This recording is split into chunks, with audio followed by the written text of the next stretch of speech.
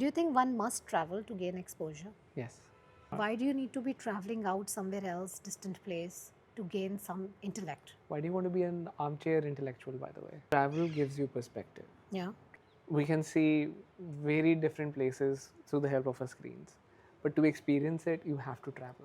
But there have been examples in the world. For example, Immanuel Kant, he lived in Königsberg and he lived there for 79 years and he was writing about cosmogony, he was writing about metaphysics, and he never went out. So he didn't need to travel. Different times.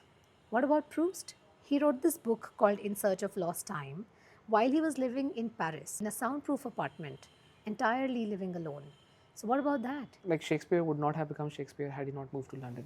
That's true. Then Eric Blair would have remained Eric Blair and Yeah. not become George Orwell Yeah, had that's he true. not migrated to England. Ernest Hemingway, his experiences in World War One is what actually made him Yeah. the author that he He was. wrote Farewell to Arms. Precisely. Even Kurt Vonnegut, for that matter. But His Hemingway might experiences have from the lived war. longer had he not gone to the war. That's a different matter altogether. Traveling is necessary. If you have the means, whenever you have the means, travel. It broadens your horizons.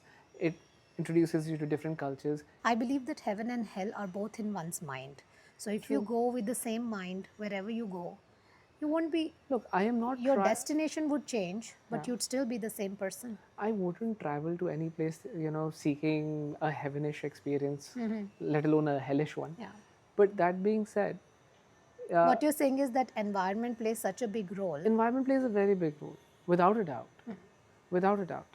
And sometimes, moving away from your daily routine and daily life gives you perspective that you otherwise could never have imagined.